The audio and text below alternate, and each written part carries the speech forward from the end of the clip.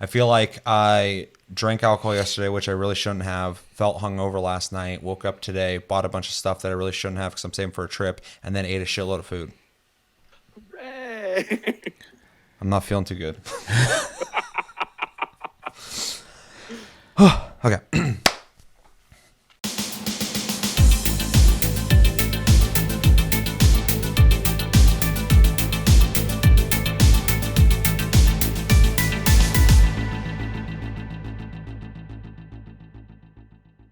What's going on, guys? Welcome to episode 94 of the Tastecast, a weekly podcast where we talk about things, react to things, do a bunch of random shit. My name's Seth. I'm Chevy. And I'm Chris. And quick reminders to play Overcooked and What Remains of Edith Finch. Both offer for free on PlayStation Plus. Make sure to download those, play those, and come back at the end of this month for Plus Club. Let us know what you thought of those games. We'll let you know what we thought of them. I suggest that you find friends in real life to come over and play Overcooked with you, because otherwise you're going to get a minimal experience. I know people in real life, and they won't play the game with me. Chevy. Okay. Edith Finch, play that as well. Chevy was very fucking... I tried to get Josh to play it too, and he just fell asleep. You didn't try to get me to play yet. This is true. I was waiting for you to psychically go, I need to play Overcooked. Josh, though, came over, and I was like, we got to play Overcooked. And he's like, yeah, let's do that. And I looked back, he's like... I was like, all right. Also, randomly picked, our game of the month is Risk of Rain 2. Make sure to play that. Come back at the end of the month for game of the month. We're going to talk about that, and I want to remind everybody, including Chris, the next month he gets to pick the game. So we're closing in. Start thinking about it, but don't reveal it yet. But until then, play Risk of Rain 2, which, if you don't know what it is a roguelike third-person Quake meets roguelike meets Doom shooter that's pretty neat. I'm revealing too much. We also have links down below for our Discord if you'd like to talk to us anytime, all the time. And we are on iTunes, Spotify, and other podcast platforms. If you prefer to listen to us with your ears, put them against the speaker and crank that fucker up and listen to our great voices as you go deaf. And beautiful ASMR by Chris. Soon to come. Episode's coming soon. We're in the works right now. So Tastecast, episode 94. Feels like it's been a while since we've done that. Oh, yeah. We start every Tastecast, typically, with what we've been playing. My list is pretty okay. But fuck me. Let's start with Chris. All right. Well, I will start with the game I'm playing the most, which is, once again, Final Fantasy 14. Okay. Just kind of piddly, pissant, running around doing a whole bunch of weird shit. Doesn't sound fun. I mean, it is. You know, just kind of doing stuff I missed out on doing or kind of skipped over doing when I took a big break from the game. Just trying to play catch up there. But, you know, just crafting my brains out. Yeah, as is life. Yep. And then the second game I've been playing in order would be Mortal Kombat 11. I've been playing a lot of that. I should actually log in for a couple hours every day when I can. I'm going to put a lot of pressure on you right now. If you could give it a review as of right now, what would you give it grade-wise? I would give it an A-. Ooh, that's high. Even with all the complaints? It does have some flaws, but they address those pretty quickly for the most part. Okay. So I'll give them props to that. And there's been a lot of complaints about the studio itself, but I can't judge the game based on that too harshly. But they are also making a change in directions in how they handle their staff and trying to fix that problem. Yeah, I'm also a pretty big proponent of separating the art from the artist type deal, unless it's an extreme thing that I'm just morally like, I can't abide by that, but that's a rare thing. But in their case, you know, it's a lot of hearsay. I believe a lot of it, but at the same time, you know, the game's already released before we even found out. People already made that decision to buy that game, so I can't really hold that against anyone. And if the game is fun, it's fun, but yeah, hopefully they will reorganize their company at this point for that. Right. And not to get too deep into it, but it is a systematic problem with the gaming industry as far as development goes. But sure. I actually wanted to talk about at some point on the show, and we'll probably not do it right now, but a lot of companies after that came out and said that they don't support crunch. And for anybody who doesn't know, it's essentially like working way too much on a game, trying to get it done. People working like 16-hour days, more people sleeping inside the studios and stuff like that. And I thought it was kind of cool, and we'll segue into something I've been playing. But the guys, I forgot their name, so I apologize, but the guys who make Path of Exile were one of the first companies after that story came out that said they don't do crunch. They don't push their devs to work crazy hours just because that's never been the way they run their company. They respect people as humans, and that's really nice to hear. I mean, they're a smaller developer, but that's just also, I always love when I love someone's game. I think they do a really good job with it, and then there's cool people. So I'm like, this is nice. You know, there's some opposites out there where you got people like EA just being evil constantly, and you're just like, Well, and speaking of small people, Team Meat said the same thing. Yeah. In fact, they came out and said, essentially, fuck the giant corporations and them making crunch okay. So, well, a lot of people get like temps from like whatever it's called, where you learn like video game stuff, video game school type places. You know, it's not quite college, but it's like trade school. Yeah. A lot of those guys will come out and they'll get paid minimum wage from these companies because they're hoping that they'll get, you know, they'll stay on. And with NetherRealm, none of them did. Yeah. They kept telling them like, oh, you know, you might get a job here, and all of them got kicked out. And when leaks came out, they came in and screamed at all of them. And they're like, we're going to fucking press charges. We're going to get an investigator in here. Like, we know one of you guys fucking did it. You guys need to figure out who did it. Like, trying to turn them against each other. And then their team, NetherRealm, like the actual company, that didn't happen. They didn't talk to any of them like that in there. So, which, you know, from their perspective, I'm not defending them at all. That's fucked up. But from their perspective, they got a bunch of new people working for them. So whoever the asshole went in and yelled at them probably was assuming, you know, we trust our team. You guys are all the fucking people who leaked shit. And one of them might have done it, but that's not how you handle it, especially when you're the company running things. I mean, if my boss came in and started fucking interrogating me and yelling at me, I'd be like, first off, you need to calm the fuck down. Secondly, I'm not dealing with this shit. I'm going to HR. Pretty much. I was going to say something a little more violent, but then I'll just lose my job, and that's not a smart tactic. Yeah.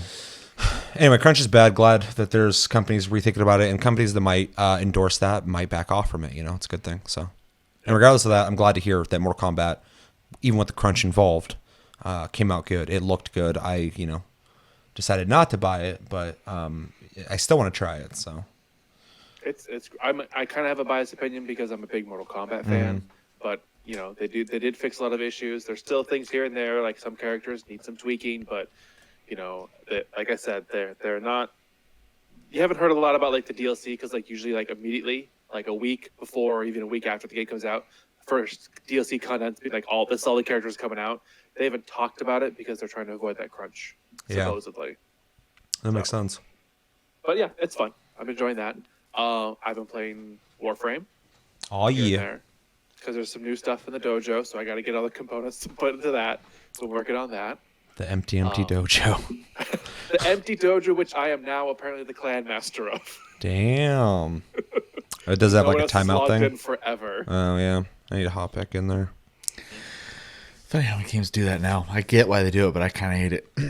Yeah, I hate it too. But if I was to never come back, it would be fucked up because they'd have to just leave. I did that in Final Fantasy 11, and they had to make another Link shell, and they didn't know what to name it, so they named it the same thing and then 2. Well, that's just like fucking. I think at 14, I got the leadership role for the. Oh yeah, it passes through. Guild fucking heist or whatever the fuck they're called. Free company, whatever shell. Link shell. What's that from? There are Link shells in 14, but it's from 11. Yeah, I played that. Yeah, I got it, and you're like, if I could have that back, I'm like, you fucking have it. I'm not going to use this. I'm the fucking leader now. I don't even play the game. Bow before me. Yeah. Anything else? I've been playing some Overwatch with Keith, which, by the way, happy birthday, Keith. Happy birthday, Keith. Even though it was as of recording yesterday. I believe. Yeah. Happy birthday, though. Chevy gives him a happy birthday, too. Happy birthday. All right. Yay. Yeah, we need to finish that game. This was a very busy weekend for us. Very busy month. Yeah. May is every weekend. Bad, someone's like, "Hey, you want to do this?" I'm hey, like, "It's a birthday. Hey, it's a birthday. Hey, it's a birthday." God, motherfuckers! Why are you born? Stop breeding in the fall, assholes. Yeah. January for the win. Yeah. Okay. So you played those. That's all you've been playing. That's it. Overwatch. Is it good? Is it fun? it's entertaining for what it is. Yeah. As long as I'm playing with other people. I've been playing so long. I think I could hop into it now and probably maybe Enjoy for a day. squeeze out some enjoyment. Possibly. I can't. I know every time I'm on there, I get a message from Chevy. Ew. Damn. I don't gotta go that far. In all fairness, it's anytime he's playing anything that's not Final Fantasy 14, I'm like, what are you doing over there? You gotta go over here. We gotta find a word for that, like a gamist or something. Dirty gamist. Yeah, you played that. Just gotta make sure he doesn't slip away for too long. I hate I'll never games see in the him first again. person.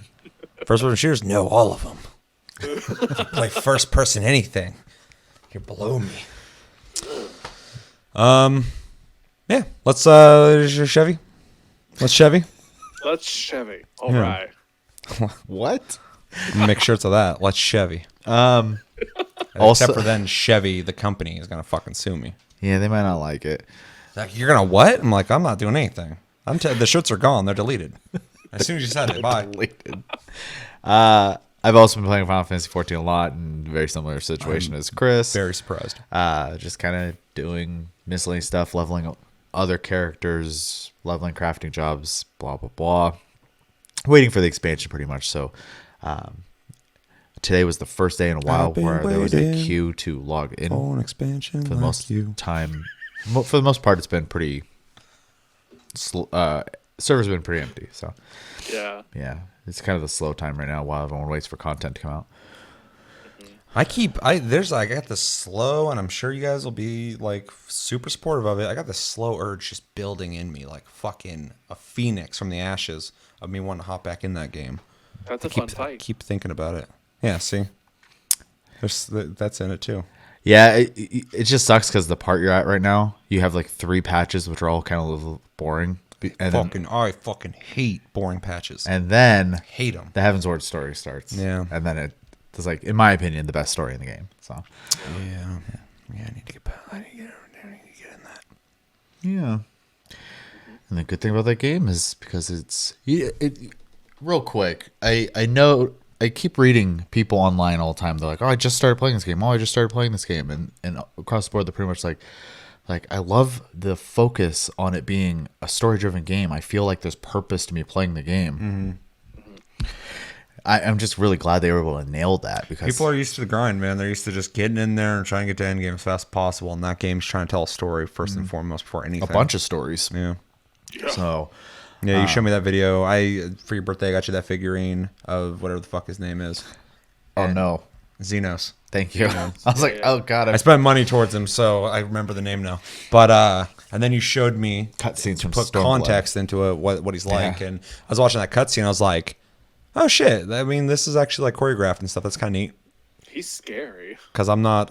What I'm used to is frames of people walking up real quick, and they're like, and then it zooms into their face, and there's like, and then little wide hipped guys with sunglasses, mustaches coming up, just walking up like they got purpose. Little potatoes. Popotos. Yeah, popotos. Yeah, it's really funny because it is a Chris lot like hates that them. in the part of the game you're at, and then eventually they get to the point where they start like contorting part of the faces to like add like Yeah, I saw that in that video. emotion and stuff. Yeah, it's really crazy. They've come a long ways. So I'm gonna get to that. I want to play that. I mean, you're getting pretty close because Heaven's Ward is where a lot of it starts. I So feel like I it. think you and Keith are pretty close. I think Keith is actually in Heaven's Word now, but Keith should be at the end of the game by now. he quit playing. Oh, I'm taking that happy birthday back. Yeah, he's conflicted on his feelings with the game. It seems so. He likes it 1 minute, the next minute he doesn't. What? Yeah, I know that. yeah.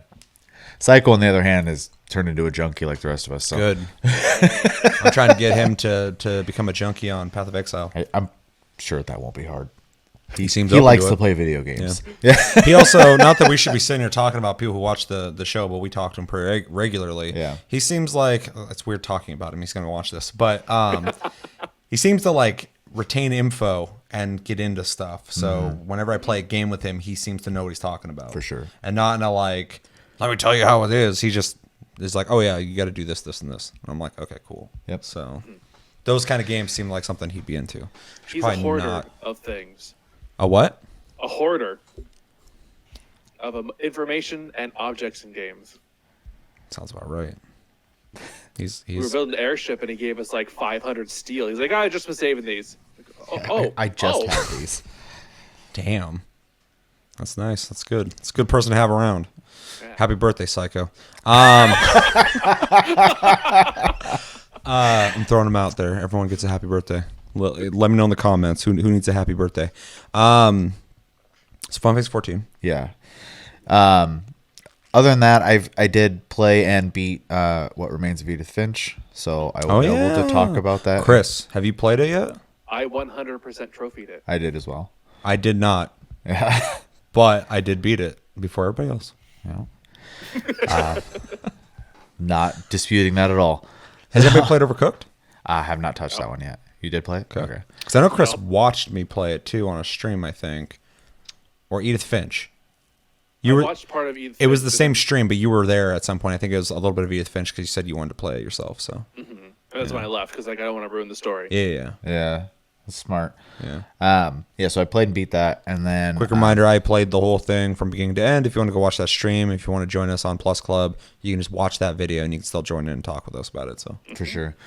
Played Risk of Rain with you guys. Mm-hmm. We need to do that again. That was really fun. Played for like 5 hours or something. Except for I'm gonna fucking call someone out. So we were playing Risk of Rain 2, and it was fun the whole time. This isn't bad. But when we started, I was like, okay, we need to communicate. We're gonna share the items. We're gonna make sure everybody is prepared and ready to move forward because I can grab them all and I'll be awesome. But then I got 2 people with me who are underprepared, and now they're gonna start dying. And it's gonna be pretty much me playing by myself. And that's not very fun. So we started doing that. Then Rob hopped in. And Rob has played the game quite a bit. He kept telling us all about it. And that's very great. I'm happy. For Rob. And it was a very fun time to play with Rob. But as soon as I saw him run up to chest and start snatching shit out of him, he wasn't telling anybody anything. I was like, you motherfucker. And so I started grabbing shit. And then eventually Chris started commenting on it. He's like, all right, Chevy, come on, let's get you some stuff. And Chevy's just kind of silently walking around. And Chris is just picking up all the leftovers while I'm watching Rob just over on the hills just grabbing shit. And I'm like, fuck. And I'm running up there just grabbing shit. I'm like, all bets are off. Fuck, it's every man for themselves. And then every once in a while, Chris is like, yeah, Show doesn't have very much. I don't have very much either. And then, like, they're both dead watching us jumping around. I hit tab to look at the items everybody has. Me and Rob both have, like, 2 fucking full lines. Rob's going on to 3. And then Chevy has, like, half of his first line of items. And fucking Chris has about 1 line. I was like, fuck. Yeah, I was getting one shot at that point. Yeah, so I'd like to avoid that the next time we play. But it's still very fun. Yeah. But I was falling asleep, though, which was also part of the problem. And it wasn't because of the game. It was because my body was like, you're done, dude.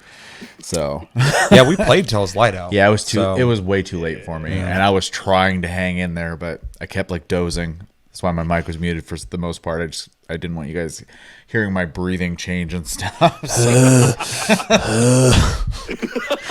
I was like, I gotta. Hopefully, we can get. And that match lasted like. It was either 60 or 90 minutes. I can't remember. The first one we did was 70 minutes. The second one we did was 90 something. Yeah, the one where I was falling asleep there. There was one that we did was over 100 hours, or not hours, minutes. And I was like waiting for it to end so I could be like, okay, I'm going to bed. You hop into that game like most roguelikes. I don't want to talk about it too much because we have to talk about it at the end of the month. But you hop into that game and you're like, it's a roguelike. You just hop in, you're going to die, and then you just restart. And then like we're playing it, and the whole time I'm just like jumping, dodging, getting better. And I look over, and it's been like 2 hours. I'm like, what the fuck? Like, how long is this going to last? And at the same time, I'm like, when am I going to die? I'm glad I'm not dead, but when does this end? Yeah. And I just keep going and going. So it's a real easy game to, because you're constantly upgrading and constantly shooting shit and dodging constantly and playing with friends, which I'm talking with people I like, and some I don't. All 3 of them. My enemies. That's why I got all the items. The time just fucking flies. Just melts. Yeah. It's like getting light. I was like, fuck. I'm like, as soon as I think about it, I'm like, oh shit, I'm actually really tired. Yeah, I didn't have a chance to think about it. My body was just like, you're done, dude. Yeah, I could tell something was up because you got really quiet. I was like, oh, he's bored. And then like we all kind of went back to the lobby and like you just like readied up. I'm like, I didn't even have to ask. I was like, oh, you gonna play another round? You're just ready. I was like, okay, so apparently he wants to play another round. So we played, and you're just quiet the whole time. But after a while, I could tell you're probably just getting tired. So because I was getting tired, and I was fucking wired. Imagine that. So you played Risk Rain 2. I did. The only other 2 games I played My Time in Portia. Let's sell this right now. You think it's Portia or Porsche? Because it makes sense to say Portia because it's a port town. Yeah. But Porsche also comes from that. Yeah. I say Porsche because there's people named Porsche, spelt Portia. Yeah. But it's also a port. It could be Portia. It's also a Chinese company who makes the game. They don't know what the fuck they're saying. I don't know. They might. I honestly I don't know how it's pronounced. So, that's just what came to me when I was saying. But I tend to over focus on the letters and words and then pronounce things wrong because of it. So, It's Portia. Welcome to Portia. my only comments on that game is there's a lot of cool systems there, but I hate using the term, but it's a little janky. Oh, it's janky as fuck. It's very janky. And I was playing through the Weird jank. shit happens when you're playing that game, man. So I wish it was a little more polished, but there's a cool idea there for sure. It's actually really cool. I also own it. I bought it on PC on a whim. I played the demo because at the time when we were doing our game of the month that was Stardew Valley, Yeah. I was like, this game's actually pretty fun. I wonder what other games out there are like this. There's a shitload of clones of that game, but then there's also some ones that there's that Graveyard Keeper one that wanna people try like. that one, yeah. I want to try it too, but those games are not short games. No. And then I saw My Time in Portia, and I was like, oh, cool! It's 3D. That's more up my alley. It's harder for me to play 2D games as I've gotten older for some reason, and I don't know why. And I started playing the demo, and I realized an hour later I'm playing the demo for that long. I was like, I think I can play this. I'm playing the demo. I might as well just keep playing it. So I bought it, played it on there, and then I bought it on Switch because I was like, this would be a good game if I was like on a road trip next month, and I needed to play something that could kind of make the time go by faster, maybe. So, although I'm going to throw a recommendation out there. If you're going to buy this game, buy it on something that handles the game better. The load times on Switch is awful. Awful. But it's awesome. It plays on there. Yeah. It plays fine. It's just, even opening up a menu, you'll get like a delay for a second, and then go, and like the loading into the game, loading into the start or the beginning of the game where you hit like press start or where the fuck, that takes a while to load, and then when you do that, it has to load your game, and I'm just like, well, 5 minutes later I guess I'll play this game. So, but just letting you guys know, like, if you want to play this game, play it. I would suggest on PC or PS4. Yeah. It's on everything. Or Xbox if it's on Xbox. I think it's on Xbox. Xbox. Probably. On the Xbox. Yeah, so I played that a little bit, and it's pretty good. I need to play it more to have like a real opinion about it. It's janky. But yeah, the controls, it's got some weird stuff that's going on in there, and it just doesn't feel as intuitive as other games that I like it. But it is still fun. I would definitely suggest it. I love that you can literally do rock, paper, scissors and fight anybody in the game. You know, There's these 3 brothers who look like assholes, and I found every single one of them, beat them all in rock, paper, scissors, just to destroy their family. Their legacy's over. I'm the king. And then I dueled this dude out in a courtyard, and he beat my ass. He didn't look like he would, but he did. He was very good at karate. Deceptive. Yeah. He looked very casual. I was like, oh, okay. There's a little hidden master in there. they don't always have to be showing. Yeah. I also love in that game that when you go out where the chickens are and there's ducks with them for some reason, there's little baby chickens walking around and they're all minding their own fucking business. They don't give a shit about you. As soon as you pick up one of those baby chickens, the music changes. It's like boom, boom, boom, boom, boom, boom. And all the birds, all the poultry in the world turn and look at you and start chasing you and trying to kill you. And you're just running with a baby chicken and it's chill. It's not even upset. It's just like... And everything's like, what the fuck? And they just they start chasing you all over the fucking farm. And the chick who runs the place is just like, yeah, that's why we don't pick up the babies. They'll kill you. I'm like, oh, okay. That game's also post-apocalyptic, which is really interesting. It's after a cataclysm. But it's a very nice and fluffy game. It's a The very tone is weird. strange game. The tone is very weird. It also has mining that's really kind of interesting. I did a little bit of that. Yeah. Yeah, you literally can red faction dig through things. So for resources and shit. Yeah. It's an interesting game. yeah. I don't know if I say I love it, but it's cool. It's janky as fuck though. I'm just gonna say that one more time. Interesting in a janky way. Yeah. It gets a janky weird. B+ from me. Janky B-. I forgot the other game I was going to bring up now. Oh, I played a little bit of Octopath Traveler. Which is coming out on Steam. Which is coming out on PC, yep. And the Epic Game Store. I did the intro for Primrose. For people who've played it, they'll know what I'm talking about. For no people who idea. have not played it, it's one of the main characters. What you talking about? The way the game's set up is you pick a main character and you start from their starting point, but then you can go around the map and go to everyone else's starting points and collect them by playing their intro mission still. So I do think you can also skip them if you want to. How much of that game have you played? Estimate hours? 20, 30 hours. Really? Yeah. I'm going to put pressure on you. What would you, as of right now, grade it? This will make or break my want to go buy it right now. I think at the point of the game I'm at, a B+. It's pretty good. Because it's a very fun game. It has really cool systems. The art style is awesome. And the characters are neat. But I would go higher. But the problem I have is because if you have that I have to do everything mindset, going around and collecting all the characters is a long process. And I haven't even done their second part of any of their stories yet. So I've literally only done intro missions for about 20, 30 hours. What kind of progression's in the game? It's just pretty like traditional like leveling. And then when you get to certain towns, they'll have certain equipment. Any skill trees? No. Okay. No, it's very, very Traditional. The one thing is that it kind of changes up a little bit is like every character has like a thing to them. So like I got a thing. so one of the characters can go up to NPCs and like convince them through religion to follow them around, and then you can summon that person in battle and they'll help you fight. What happened to the last person with a religion who fucking was trying to spread that shit, Chevy? Wrong game. They're not here anymore. You could, I think you can buy items off individual people with certain characters. They all have weird like perks that involve like talking to NPCs and stuff like that. So it's kind of interesting in that regard. But yeah, played a little bit of that. If you don't have a Switch, it is coming to PC. I completely recommend it if you're a fan of 16-bit or 32-bit era RPGs. Definitely 32, yeah. It's got that PlayStation look to it, which is awesome.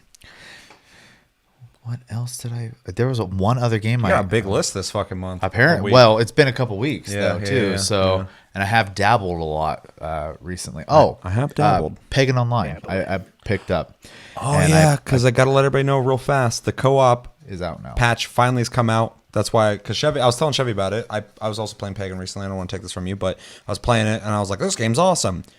Where's the co-op? And apparently in the beta, the co-op was there and it didn't work correctly. So they took it out of the game completely, released the game, and then said that the co-op would be coming back. Right. Which I thought was kind of interesting to release the game anyway, but go, we're going to take this feature out, make sure it works correctly. And then I was playing it. I was actually really enjoying that game a lot. It offers something that's different than these other types of games like that, RPGs. But I was like, I want to play this co-op, though. So I stopped playing it, waiting for that to come out. As soon as I saw that, I was like, Chevy? He's like, what? I'm like, Pagan Online's got co-op now. He's like, okay. And that was it. Okay. And then he bought it since then. So anyway. Yeah. So grabbed the character who uses the whip. She is interesting. One of her moves is a dash where she dashes through a bunch of people and she steals health from them. Okay. A lot of her other moves are just like ranged whip attacks. One's like straightforward, like in a cone. The other one is like a little shorter range, but it's 360 degrees around you. And then she has like I think it's a bat that goes out and then comes back. So it's like a boomerang attack. And then Was this Castlevania now? Sounds like it Kinda. almost, yeah. and then I can't remember the other. I think she attack is a now. vampire. I think so. Yeah. Of course she is. Of course she is. She's okay. I really want to unlock another character at this point though. Try him out though, because I don't know if that was the best starting one for me to pick. Yeah. She's not bad or anything, but I definitely was like, I think I picked someone who might be a little too squishy to start this game off with, because it does play very strange. Also, apologies, the rabbit's going fucking crazy right now on the water. Yeah, dude, he's fucking chugging. For anybody watching this, our set is we share a space with the other renters who are two rabbits, and every once in a while They get thirsty. they get very thirsty. Yeah. That's what that noise is. So Yeah. now you know. A little behind the scenes. You don't get to know anything else about this room, though. It's a very mysterious room, so don't ask fucking questions. I know we, everything about that room. we had somebody ask about the roof of this place. You're never going to know. Ever. Yeah, but that's my list. It was a lot longer than I thought it was going to be. But as I was going, I was like, I also played this. I also played something else. So Yeah. Yeah, I want to hop in there with you. I picked he's pretty much like a kind of like a tank type guy. He does a lot of So, like the dwarf dude with the hammer. no. So the axe person. Yeah. Okay. He does pretty what you'd expect. Although the animations in that game are fucking fantastic looking. But he does a lot of like leaping and slamming and spinning with his axe and shit. Pretty much what you'd expect. But yeah, I'm glad you picked someone different. Because that game's interesting. You pick one of three characters after that. You have to unlock the other two characters they didn't pick, plus other characters that are in the game. In-game currency, though. With in-game currency, yeah, you don't buy them, which is kind of nice. The game is set up for longevity and also in bite-sized portions because they know these types of games will grind, so they want you to be able to know exactly where to go and what to do. So kind of think Monster Hunter Missions meets, are short. Yeah, meets an ARPG like Diablo, meets a MOBA, but controls like that one, Battle Right. Yeah. Plays just like Battle Right, if you know what that's like. And a lot of people are kind of conflicted on the game. Once you get used to the controls, I actually really like it because it feels a little more involved in your positioning and dodging. It kind of reminds me of Dark Souls in the sense. You got to dodge boss attacks and stuff, and they get pretty fucking hard. So I really appreciate that because in most of these games, your lawnmower just going and just fucking people go and there's loot everywhere. And I'm like, fuck. And I just grab it all. So, Mashing the keyboard with all your fingers. yeah. Or just one button. Yeah. And yeah, so it'll be fun to play co-op. I'm glad you picked it up. We'll have to fucking play that. Because I don't have that character. I have my dude, and then I've unlocked a guy who's completely different than my character. So I'm glad they're all very different. Who every single one of his moves has two versions of it. Oh, yeah. He kind of reminds me of Equinox. He looks cool. He's really neat. I think I unlocked one of his new outfits too, because every character has like multiple skins you can unlock with different color variants. I'm sure I'll add more later. But he's cool because he has lightning and fire versions of every single one of his moves, but they're different looking and have different properties. So you can kind of decide in the middle of a fight what of that move you want to use, and then the cooldown you have to wait.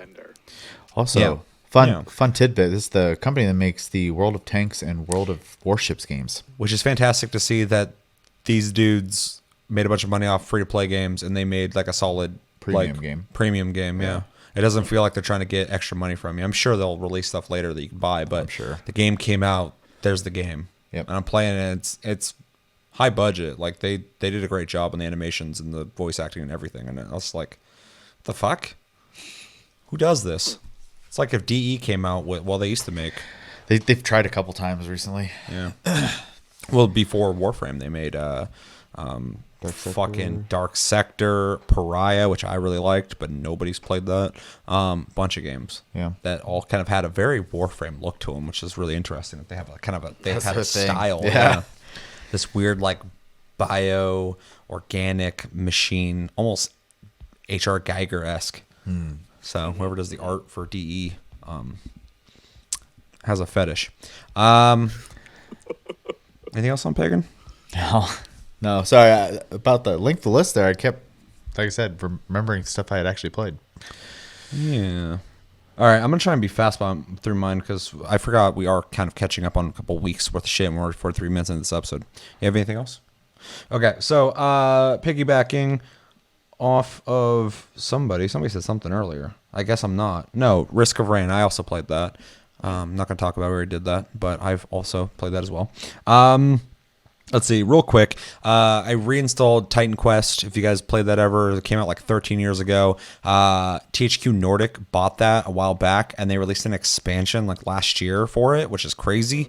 They just released another DLC for it. The first one was Ragnarok, which takes what should be a Roman/Greek fantasy world into Norse mythology. And now the new thing they released is Atlantis. So they're really going all over the fucking place. But how fucking crazy is it that game came out 13 years ago? People wanted a sequel. THQ at the time was like, nobody wants these kind of games anymore. And then that team went and made Grim Dawn, which I love. Very much the same engine, only modified and better. But then THQ Nordic's like, people like that property. Let's add shit to it, like they should have done back then. And it's been well received. I haven't played the new content yet, but I have started playing Titan Quest again, and that game's still fucking awesome.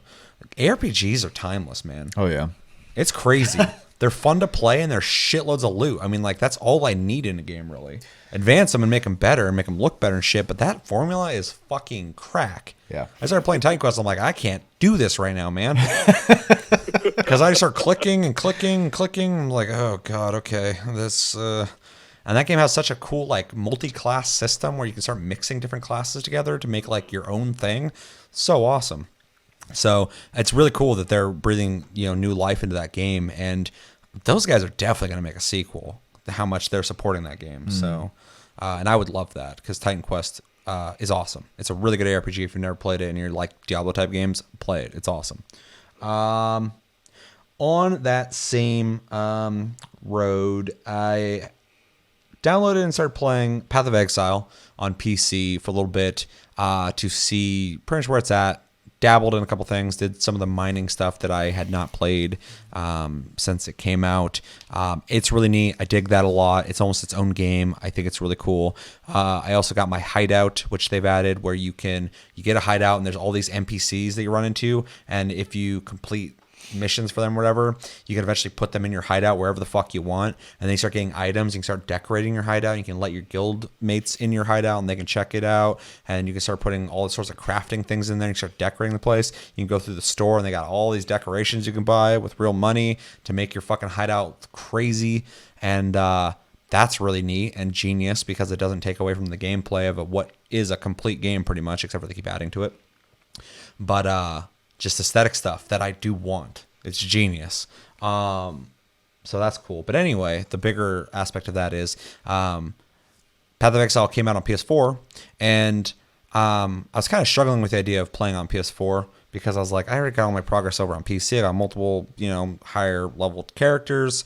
I've played through the beginning so many fucking times. Do I want to do it over again? But then I realized I got people who will play on PC and I got people who will play on PS4. So that kind of game I can replay over and over again. So I went over, started playing it on PS4 and pretty much rebuilding my character I enjoy a lot on PC on the PS4, like verbatim, named the same thing, doing the same skill tree shit.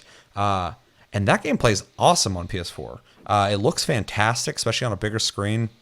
It's got a lot of systems in place that I almost prefer over the PC. For instance, on the PC, and if you know in the comments, let me know if you can turn this off or on PC. But on PC, for people who don't play Path of Exile, your moves are gems that you find, and you can activate them by putting color-coded gems into color-coded slots on your weapons. If there's red ones and you have red gems, you can put them in there. If you don't, you can't put it there. Whoops. And so that's pretty much how the moves work. And as you use those moves, they start leveling and they start getting stronger, stronger, stronger. So as you play with those gems, you'll just get stronger, stronger, stronger, which is kind of a cool system, kind of simplistic, but also adds some like modularity to your build, which I love. On PC, every time it levels, it'll tell you it leveled, and then kind of like, oddly enough, Civilization, on the right side, it'll show you all your gems that have leveled up. And you have to like pull your mouse over and click on them to let them level up. And it doesn't take anything from you. You're just almost confirming that they've leveled. On PS4, when they level, it just goes bing at the bottom. It's like, this is leveled up to level 2. And then it shows the stat change. And then it fades out. And I'm like, why doesn't it do that on PC? The clicking thing I don't care about. It's present. I see it right there. It's like, oh, you leveled this. And I'm like, great, awesome.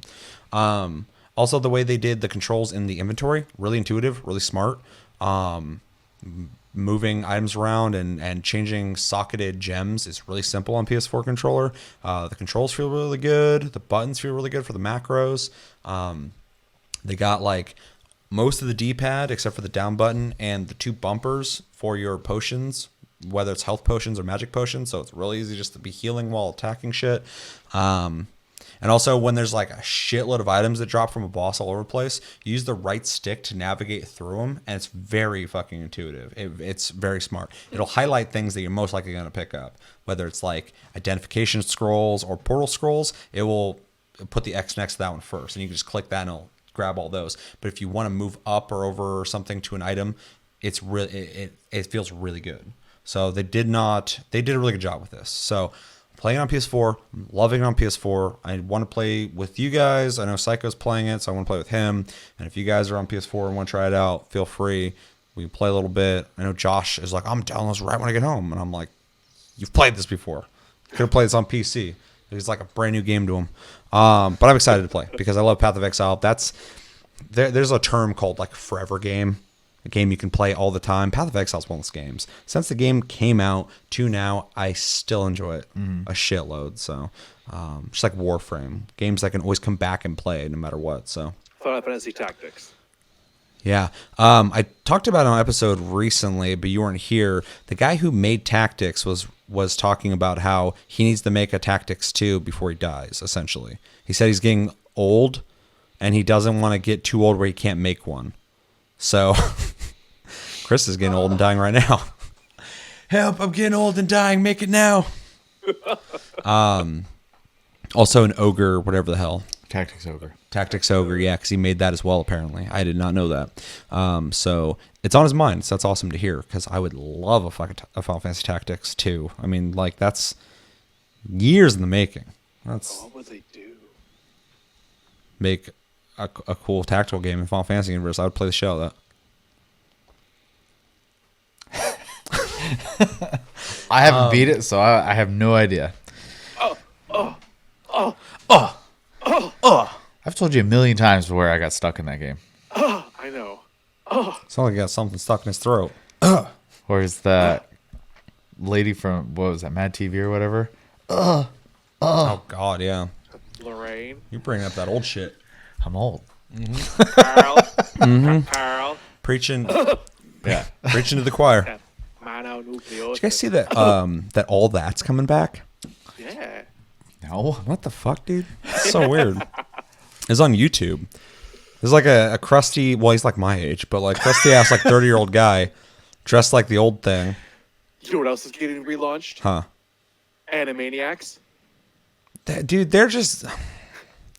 All I see is fucking people are like creatively bankrupt, and they're just like, millennials are really excited about fucking shit, so let's just bring back all the stuff they liked. They'll buy it. Because we're always like, yeah, dude, the 90s were great. We loved it. We had the best cartoons. Like, yeah, you did. We're going to sell it to you again. And we're like, okay. While Gen Z's just like, hey, fuck you guys. We're on TikTok. We don't care about that. We're too busy making fucking music videos all day. The same one. Over and over and over. Same song, same situation, different people. They ain't got time for cartoons. They don't know what the fuck that is. So they got to sell it to us again. Like, you guys remember that from when you were a kid? Like, yeah, I'm older now, and I'm a responsible adult. Like, well, here's Animaniacs again. And we're like, fuck. I'd like to forget the depression that is my current life and relive the joyful times of my childhood. Yeah, let's go back to a better time. I'll give you money for that. Take the no money that I have now. Yeah, so Path of Exile. It's fun.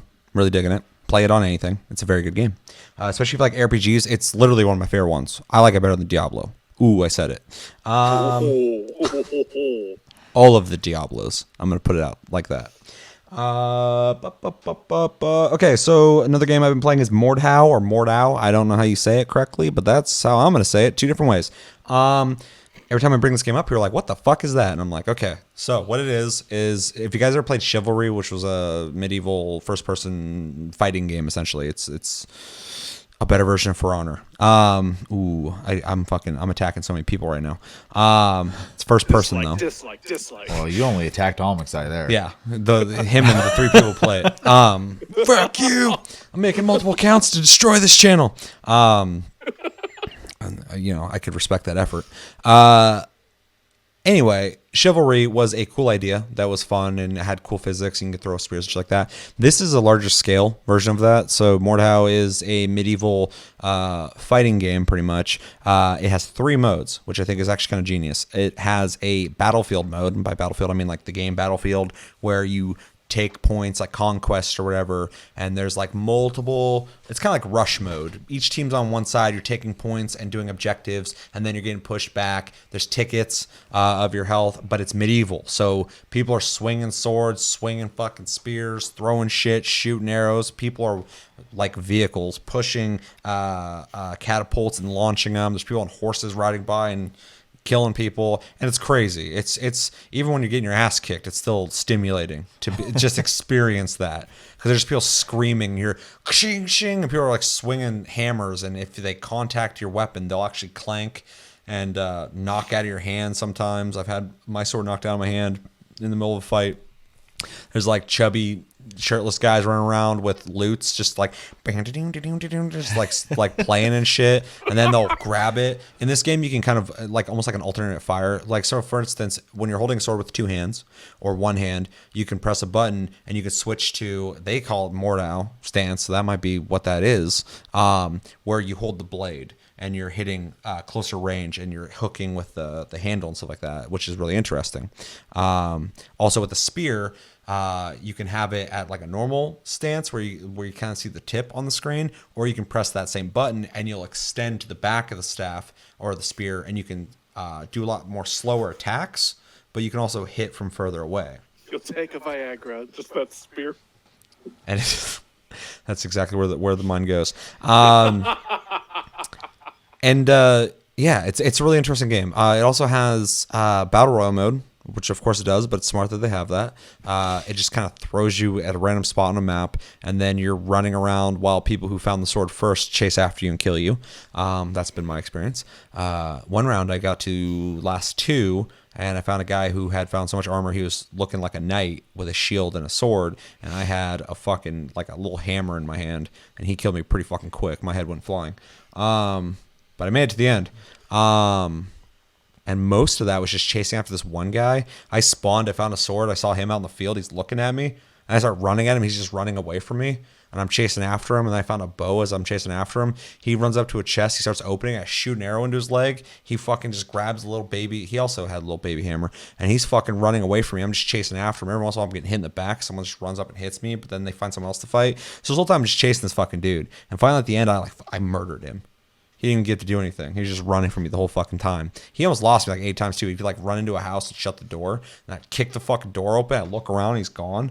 And I run around the corner, I see the door shut, and I'm like, what the fuck? I kick that open. I look around, and I look to the right, and he's running around the house. I'm like, this is Looney Tunes. So he was, that guy, if he would have found a weapon, he probably would have wrecked me, because he was really good at the whole running thing. But yeah, it's got a battle royale mode, which is pretty cool, and then it has a horde mode for people who don't want to fight other people. Essentially, you start off, you have to acquire points, kind of like think Call of Duty Zombies, and then you buy weapons around the map while enemies come and attack, and that's kind of a cool way to play, not against real people, with friends, stuff like that. Although I pissed one guy off apparently because we were playing, and it was my fault. Okay, so we were in the middle of fighting all the NPCs coming, and there was one guy just looking at the ground. I thought it was an NPC, so I ran up, start fucking decking him in the head. And I look over, and the guy on my team's looking at me. He comes running at me, and he comes up and punches me in the face. And I start swinging into him. And then we back up. I'm like, what the fuck? I look over, and it's one of our team that was punching in the head. But he's still just standing there staring at the ground. So he's just fucking AFK or something. I don't know. The rest of that match, that guy just kept running at me. I ran up and jumped on a thing. I'm walking on like this tightrope. I turn around, he's fucking looking at me. He jumps on the tightrope too. He starts walking at me, swinging. I start punching back at him. He knocks me off. And then me and him both found weapons. And he sees some NPCs over there. And he starts running at him. I'm like, okay, I'm going to back him up. Maybe I can get his trust back. I'll fucking help him. As soon as I back him up, he starts swinging at him. I start swinging at him. I turn around. As soon as I'm in the middle of the fight, he's running away. And he's running. He's like looking at me. And he's standing there watching me. And I'm fighting like 5 dudes alone, which in that game is a fucking death sentence. So I'm like, fuck this. So I fucking turn around. I start running back at him. He puts his sword away. He runs up to me. He fucking punches me in the head. I'm like, I was like, what the fuck gave you this license to kill with me? Like, I made a mistake. I'm sorry. But like for like 20 minutes, this motherfucker just punched me every time he sees me. I'm like, God, let it go, motherfucker. That guy who I was punching is probably dead. That guy died a long time ago. Anyway, every time you play a match, you can accrue experience and money, which you can buy a shitload of weapons and armor pieces that go from level 0 to 3, which is their armor rating, which makes them heavier, but you take less damage. So you can kind of dress your guy any way you want. You can also change the way he looks, which is kind of cool, and his voice. And then, yeah, your armor actually matters. So you can take more hits, but it slows you down. So that's kind of cool. So yeah, anybody who likes, it's got first person, third person, medieval combat and likes Battlefield, I think this game's like a must own because there's no game like it. And it's really fucking cool. Although it can be frustrating because like, it's really easy to fucking die in that game. Like I'm dying left and right. But I'm also, when I get like 3 kills, it feels awesome to like be like fighting, deflecting, blocking, hitting a sword out of someone's hand, like lobbing their head off and shit, and then fighting a second dude, killing him. Like you feel like a badass. So it's cool. It's a good game. That's what Mordau is. Last thing I've been playing is Rage 2, which has been all the rage. Well, I got it. I'm gonna try and be quick about this. Okay, so Rage 2, I'm actually loving it right now. But when I first started playing, and I want to emphasize, before this game came out, I was very hyped on this game. Every time we watched a video on them, I was like, this looks awesome. This looks amazing. I can't wait. It's fucking id. It's Avalanche working together, making a game. Both those companies are awesome. Id's been just killing it with their games lately. Avalanche has a great mind when it comes to sandbox open world games. And then I started playing Rage 2 when it first came out, and I hated like so many little things about it. I was like, oh my God, that's shit. Why would they do that? And I do this. I'm like, what the fuck? Why is that like that? I'm like, this game looks great. The guns feel good. Why do I hate this? Why is this bad? I kept playing. I'm like, 2 hours later, I was like, oh no. How? This is like a huge disappointment. It's crazy. The problem with that game is it starts you out in a very open way with it tells you what to do, but it also tells you can do other things at the same time. I had like 5 objectives as soon as I started. I was like, okay. Granted, also, I woke up like 9 a.m. when I was playing this game, so I was also fucking like, my brain was not working the way it normally does. So I was trying to process everything. But also, it does something that some games do that kind of drives me nuts. It makes you, in the beginning of the game, really shitty in every way. Because then as you level up, there's no leveling in this game, but like as you gear up in the game and get better stuff, then you can experience, oh shit, this is way better than what it was. Some games do that better than other games. Some games will handicap you though to make that feel even better. So I really think you got to play Rage 2 and start unlocking a lot of the potential, the abilities in the game to understand that Rage 2 is really fucking good. Just the beginning of it, like they really punish you for even playing the game. When you first start it, they're like, you move slow, you don't run fast, your guns are pretty basic, they don't do a whole lot of damage, and your vehicle drives like shit, and it doesn't stop very well, and you'll slide off cliffs and all sorts of shit. And my 2 biggest complaints, at least I'm playing on PS4 for anybody needs to know, PS4 Pro. First off, this is something that drives me nuts. And the last time I saw this was like in a game called Resistance that was on PS3. So it was a while ago when I last saw this. You have to be right against the fucking box to break it open. And this game is full of boxes you got to break open. That drives me nuts because most games there's a slight forward movement when you do a melee attack to hit things. And I'm just so used to that, so spoiled to that in games that when I like run up to a box to break it open, I just shoot him now because I'm like, literally like your guy's got to crawl on it chest to chest to break it. And I'm like, this is so annoying. I just want to fucking just bust it open and get the shit and keep moving. So that's a really mild complaint. But the big thing is when you go into the menu, it's fucking him chonk. It moves like shit. As soon as it loads, you hit the bumper buttons to move to the separate sections, the map.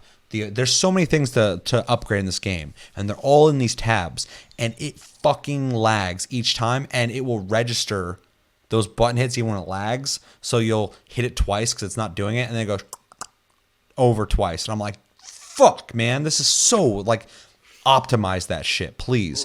Outside of that, though, I know I sound like I'm just complaining. The fucking world is awesome, although it's not as cool and inspired as the first Rage. That game really felt like a passion project. This feels like they took the themes of that game and made a fun game out of it, which good for them because the first Rage didn't do as well as it should have, and for good reason. There's problems with it, but anyway. The combat in this game is awesome, though. It feels just like an id game, looks just like an id game. It's powerful and visceral. You shoot people, they fucking fly into stuff, which I love, but there's a really good weight to it. Also, their bodies do damage. So, like, I've shot a person. They're still alive, but they're flying. They hit a red barrel and it just exploded and murdered them. So it's cool that their weight even does that. You see so many cool instances where people are just flying into stuff and explosions and stuff like that it feels great. All the weapons and their upgrades get really interesting. I just unlocked a revolver. It's really interesting. You shoot it and does damage, but all the bullets stay there and they're just like sparking, ignited. And then you hit the L2 button and it'll blow them up and light it on fire. So if you unload into somebody, you just go boom and it'll do damage from the explosion, but then they're just on fire. Or you can shoot them into the ground and do it. So really cool ideas. The shotgun, really powerful when you're not aiming it. Just fucking goes boom and hits everything. But when you aim it, it turns into a slug and you can shoot from farther away. It doesn't seem like it does as much damage, but it launches people. So if you want to like even stop somebody from attacking for a second, you could hit them, knock their armor off, or throw them into a wall and they have to get back up. The machine gun's fucking dirty in that game. I just upgraded it. There's one upgrade at level 3 where you either pick armor piercing or rapid fire. And at first I was like, armor piercing makes sense because armored people are really annoying to kill. But I was like, rapid fire makes more sense for me though, just because everything will die faster. Even the armored dudes will die faster if I'm putting more damage into them. So I use that and everything just melts at this point. So car combat is awesome, even though it doesn't seem like it happens as often as it should. The world's very interesting, very intricate, very cool. I really enjoy exploring it. It has secret areas too, which I really dig because that's something you do expect from an id game. In Wolfenstein, Doom, Quake, all those games are famous for like having like some weird switch you hit and a wall opens up. I'm playing an open world game. I'm not expecting that shit. And I see a switch on the side of a house that doesn't even look special. I pull the switch and a window opens. I climb in. There's a bunch of shit for me in there. I'm like, oh, this is neat. Yeah. There's like secret shit. This is cool. They're not afraid to go crazy with the monsters and stuff like that. There's huge guys you're fighting who have like kind of mechanics to them. It's not just like your typical first-person shooter where you're just unloading into it until they die. They'll like put out like shockwaves that you have like double jumps and all sorts of shit that you can jump over those, and you have to get behind them to hit certain things to put them in a certain animation to hurt them further. And then they go into new modes where you got to have new ways to fight them and shit. So that's really fun. The game is just a blast to play, but it took a little bit for me to start enjoying it. It's really weird. Slow burn. Yeah, but it's definitely worth it. And if you're thinking about playing it, and that sounds what I just said to you interesting, definitely pick it up. But yeah, like I said, I went into it stoked for the game, and I was like, oh shit, and now I love it. So I think most people will like it. It's really fun. It is what it is though. It's not the storylines, whatever. The character, I don't give a fuck about my character. I don't really give a fuck about anything in the game. It's just a blast to play, and I think it's Avalanche's best game that they've made. They took all the good ideas they had from Mad Max and they went, well, we're not making a Mad Max 2. Might as well throw them in this. And they did. And it feels really good. And then, id's like, make Doom in an open world. Make Quake in an open world. And they're like, got it. And they did it. And it's fucking an awesome marriage. So I really dig it. All right. Grade it. As of right now? Right now. Grade it. Telling me like I'm in trouble. I give it a really strong B to almost B plus. Just because there's nothing I'm invested in storyline wise, but the game is just a blast to play. Garbage. Yeah, B's for hot garbage. There's a B in garbage, and it's a capital B. All right. Anything else anybody's been playing? No. That was a very long what we've been playing, but we've been catching up. We are an hour and 8 minutes into recording, so let's a couple weeks there. Let's get the fuck into this episode. Let's know in the comments, what have you been playing recently? What do you think we should be playing? What should we not be playing? You're like, don't fucking play this game. It's awful. Do what I want. Yeah, we might play it anyway. I almost bought The Quiet Man the other day because it's $7. Just so I could laugh at it. I think $7 is fair for a fucking comedy game. I'm hoping for that Quiet Man too. No, I'm not. Yeah, and yeah, let us know everything you're thinking about when it comes to playing video games. Yeah, so we got two things we're going to talk about real quick, and one of them was a pretty big discussion topic. So fucking, we'll see how this goes. So we'll be quick about this. The first thing I want to talk about, I was going to wait for Tasty Tuesday on this, but I think this is kind of fun to talk about real fast. Minecraft Earth was announced recently with, I believe, Minecraft being 10 years old now. Our little guy's growing up. Little Steve. That's fucking crazy. God damn, that's insane just to think about. I mean, I'm 32, so that was fucking came when I was 22. That's crazy. It's insane. I've been living with it. Anyway, for a long time. Yeah, so Minecraft Earth, before we watched the video of it, so we're all on the same page, I went to so many websites to find out what the fuck this game is and like specifically the details to it. Everybody, just like when you look up a recipe online, like how long do I preheat or what do I preheat the oven to and how long do I got to cook this meat? And they're like, on a warm summer day, me and my family like to go down to the lake. We've been doing it since I was a child. Nebraska's known for its sheep and cattle. And I'm like, dude, what the fuck, man? Where's the info? Shut up. Anyway, same thing here. I'm like, what's Minecraft Earth? Everybody's like, Minecraft's very famous. It's been around for a long time. There's a lot of blocks they've added recently. And, you know, just like blocks in life, there's a lot of different types of people. And I'm one of them. I'm like, okay, fucking tell me about Minecraft Earth. So we went straight to the fucking website. We're going to read it from here. So Minecraft Earth is an AR game. Kind of like Pokemon Go. And I guess there's a fucking Harry Potter one.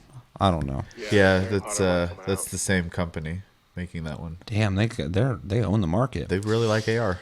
So in this, from what I understand, Minecraft Earth is going to be an AR game where you can create Minecraft stuff, whether it's within the AR experience or on the app, and then put it into the real world and share it with people and build these objects in certain places in the real life and visit them either at full scale. You'll be able to walk into them and look around with your phone inside them, or you'll be able to build like small stuff like on the table and shit, like Legos and stuff, but in AR.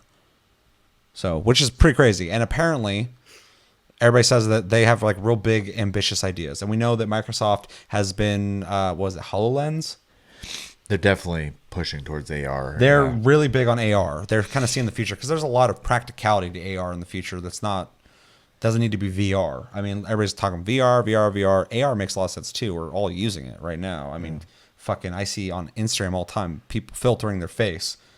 That's AR. I mean, that's not your face. That's the computer going, well, let's soften you up, make you a boy. Anyway, let's make you a kitty. Yeah, so I'm going to read this and we're going to kind of fucking try and get an idea. So it says, create. Minecraft has always been a game about creativity, but Minecraft Earth gives you the chance to express yourself on a whole new scale, share your masterpieces, and delve into others' creations. Collect. Yeah, you're going to be able to collect shit in this apparently too, just like the Pokemon one. The Pikachu, as Chris named it. Collect. Minecraft Earth features many of the mobs you know and love. I love them all. Along with a bunch of new ones. Over time, you'll get the chance to breed unique variants and use them to populate your builds. Collaborate. Meet up with like-minded crafters and create masterpieces together. Work on a smaller scale with friends before taking your builds out into the wild at full size. You can even team up with others for mini adventures. Explore. Your real-life neighborhood takes on a whole new dimension thanks to Minecraft Earth. Gather resources, take on challenges, and share your imagination with others. There's a whole new world to discover. So yeah, that's what they say. That's what the old Mojang says. We have a YouTube video that's a trailer. So we're going to watch that and we'll talk about it. Okay. You ready, Chris? Yep. All right. How loud is it going to be? I don't know. That's probably safe. Yeah, we're gonna figure it out. All right, 3, 2, 1, and go.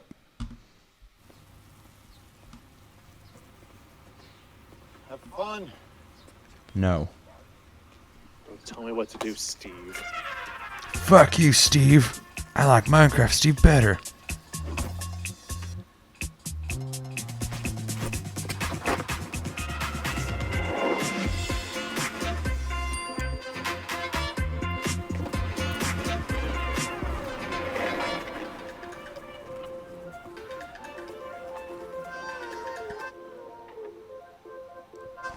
Very cheeky.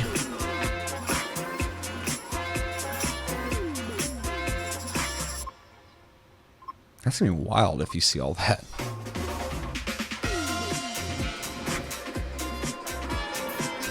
Be interesting too if they implement this, if they ever standardize HoloLens, that this will already kind of be pre-built and existing. Right. So then once you put it on, you'll be able to see it. Looks like a tablet. So, what do you think? Not bad. Not bad is good. Not bad is good.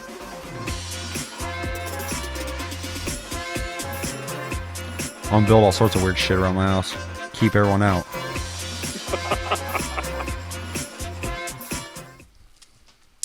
All right, so we kind of got the gist that you're going to be able to build in AR stuff around in real life and be able to collect stuff. So what do we think about that when we think about the future of that? In before giant Minecraft dicks everywhere. Yeah. Yeah. That is real. I say you give anyone creative tools, it's gonna happen. So, PP time. I mean, saying. I think it's a neat idea. I think AR is a fun thing right now. The future applications of it are going to be really interesting, but it is neat to see companies taking the approach of essentially, they've done like games and stuff, and this is technically a game, but this is more of a creative tool as well. And I like that because it allows people to, like with Pokemon Go, get out of the house and still play a video game, but also get out there and still. Yeah, it's rough telling everybody like, hey, stop playing video games, get outside. You need to get outside and just live your life. And you're like, no. Yeah. So I was like, okay, just play the video game outside then. They're like, I'll say, okay. as a guy sits on my computer on my days off and just plays an MMO all day long. This is true. I've seen it. Like Daily. today, getting Daily. outside for a bit, I was like, oh, this is nice. So, yeah, I think it's neat. It'll be really interesting to see how people. God, yeah, I was at the mall for 3 hours today. That was wild. Ew. Yeah.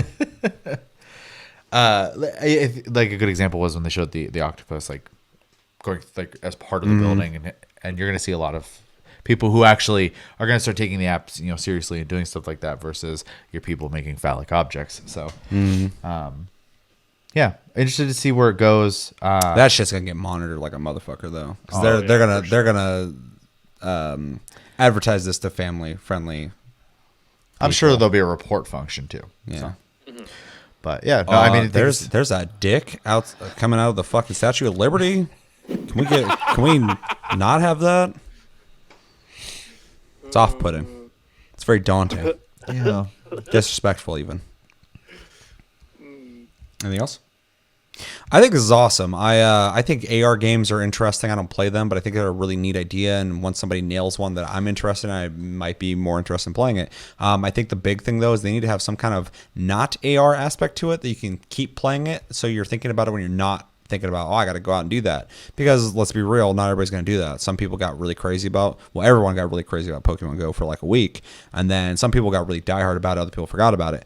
It would be cool if there was functionality with it off the AR as well. Maybe something you can do on your PC. You can make shit there and then put it out, there or whatever. I think it'd be a smart way to do it. But I think it's really cool because I love creative games. I think Minecraft, as much as, the evolution of who plays Minecraft since it came out to now, it's a lot of kids now playing it. But like, I think everybody can enjoy Minecraft to some degree. I think it's kind of a timeless game because it's pretty basic. It's Legos. So it's kind of hard to go, that game sucks now. It's going to be the same thing, just with stuff added, and making that an AR game where you can kind of bring that to the real world is kind of revolutionary in my opinion. It's a really smart thing to do because they already have the collection aspect, which we have seen people like doing. It's interesting. I can't think about Minecraft stuff I want to collect unless it was like block types. That'd be interesting to build with. But being able to build in the real world like that. I love creative stuff. I love making stuff. I love seeing what other people make and seeing stuff in my neighborhood. Not only just to see what people made is really neat, but that no game has done this. We don't have an AR creative tool yet that I know of. Maybe there is one. And so, I hope a lot of people do get in on this. We will get those dicks at first, But those people are going to get bored and leave, or they're going to go, I want to get a little more ambitious with my dicks and make like, a city of dicks. And then you can be like, whoa, they actually made this. That's very interesting. It's just a forest. It's the dick forest. Forest of fallacy. And then fucking Logan Paul will go film dead bodies in there. Oh God. And I think it's a great idea. I think it's really cool.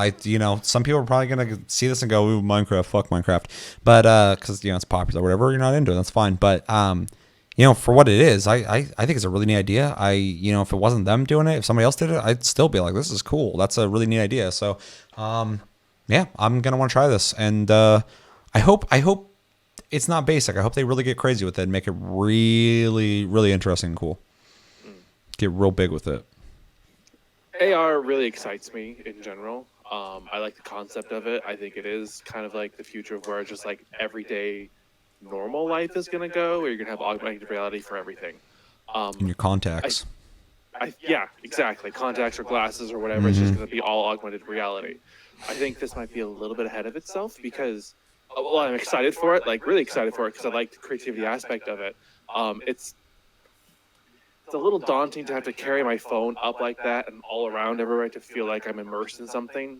Already, I don't play Pokemon Go for that reason already, just because I don't have to want to carry my phone around like that. I want to experience it through my eyes, with contacts or glasses. I'm kind of on the same page. I mean, I'm too addicted to my phone and all the stupid shit I do on it already that I don't want to be distracted by playing Pokemon as well. So if it was like a more passive thing, it'd be a lot better. Yeah. And then I kind of slightly worry about how they're going to handle how the creativity aspect of it goes, because if 5 people want to create their own art pieces around one, object, who gets the rights to do that? Who gets the rights to change that? Who gets the rights to, maybe you can switch to servers. Make augmentation to it. You could make servers for like it. World servers. That would be, I think, taxing on their systems eventually, but I mean, fucking, there's a bunch of games out there with huge servers. But, I don't know how they do that. Or maybe you can choose to play, like, offline with your friends in an AR thing. And I also wonder how, like that octopus, for example, how would the game allow you to go about to create that? Because, if you have to be able to see from those heights, or, like, you can take the dimensions of an object and create that in an offline style mode, like something large and grand like that would be very difficult to create without having some sort of like crane or like being in an elevator or the building across from it to create the different height levels. I think you'd make it as a smaller object first and then put it in the real world and attach it to the building. Yeah. I mean, that obviously wasn't actually created in the AR thing. That was just them putting CG to give you an idea of what it'd be, but I think it would be achieved in that way. Because they were saying you can make this stuff like on a smaller scale on a table or whatever and then put it in real life. So, and it'd be like full scale. Because the thing I was reading was saying like you could like walk into these houses and look through your phone at what it looks like and stuff. So, and like I said, that really excites me as far as like creativity goes and AR and things like that. I think this is like kind of like the first step in the direction of how AR is going to be really handled in the future with HoloLens or whatever they want to do. It's just the creativity of like being able to walk around normally, then just like put something on and be like, see from a totally different perspective or something. Yeah, it's kind of scary thinking that you could like be walking around like a couple of years after this has already come out, and like your city that you've been living in for years just looks different in AR, in Minecraft's AR, versus maybe another game makes their own thing where you can create things in their world, and you now have different versions of your world. Like that's fucking that. I mean, obviously that sounds kind of sci-fi, but it's already happening on a small scale. Give it 10 years. I mean, like, I mean, it's really kind of crazy. That's why I was saying, like, I don't even care if it's Minecraft or not. Like, just this idea is really neat. I mean, that excites me, and even in the aspect of, like, not to go too far on a tangent, but, like museums. Like, you can create AR exhibits that just rotate. You don't even have to put the art pieces in. You just have the AR installments. Yeah. Yeah, at that point, you just throw VR on, too, and just not have to leave the house. So it's true, but that's no fun. Yeah. Just go there and see the not real stuff. Yeah. Don't do it from your house. Yeah, but it's cool, and I really want to see where it goes. And I know other people, if it's successful, are going to just do the exact same thing. So, and a lot of properties could do it. I wouldn't be surprised to see like a Lego make their own AR at this point. Then, Absolutely. Lego Worlds AR, whatever the fuck you'd call it. I don't know. I don't work for Lego. Connects AR. Fuck, I forgot about Connects. Yeah. So, anything else you guys want to say on it? Anything negative? I fucking hate blocks. Hard to have a negative opinion about something I haven't really used. Yeah. So Yeah. Let us know in the comments, what do you guys think about Minecraft Earth? Do you think it's cool? Do you think it's not cool? Why do you think either of those things? What do you think about the future of AR? Are you excited to play this? Are you not excited to play it? Are you going to play it? Are you going to try it out? Are you not going to try it out? And how many dicks do you think are going to be across the earth once this releases? Is there going to be a pandemic of dicks? The earth will be a dick forest after Minecraft AR has wreaked its fucking punishment on all of us. Let's know what you're thinking about when it comes to that punishment in the comments below. Last thing we're going to talk about is E3 is coming up very fucking fast. So fast, and I can't wait. Because I'm going, and it's going to be very fun. Unless I get there and they're like, not you, that shirt's too loud, buddy. I'm like, I fucking gave you money, motherfucker. You gotta get the fuck out of here. You're ruining everything. Yeah, so anyway, with that coming up, we are going to look through a list of the confirmed games that will be at E3, the games that are rumored to be there, and the games that will absolutely not be there. And by games, I mean the publishers, because there's a couple of them. In fact, let's jump into those first just so we can get that out of the way, because that's the not fun part of this conversation. So according to IGN, both these lists are from IGN with a big Darth Maul picture for some reason next to IGN. I don't know why. Let me know in the comments why Darth Maul's there. It's the 20th anniversary of Episode 1. Oh, yeah. That's why Twitter's been talking about it so much. Someone's like, what part of that movie did you like? I'm like, there's some good parts. We gotta act like it's fucking The Last Jedi. we get it. Everyone loves and hates everything. This is very true. Game of Thrones. So Bethesda will not be discussing The Elder Scrolls 6 or Starfield at E3 2019. So get that out of your fucking head right now. Don't ask. Bethesda does not want to hear it from you. So what are they doing there? 76. Skyrim. 76 Skyrims. Jesus Christ. On all 76 consoles. You think of a console, they got it. It's coming. Skyrim Next. AR. Skull and Bones, which is Ubisoft's water combat pirate game, won't be at E3, which sucks to hear.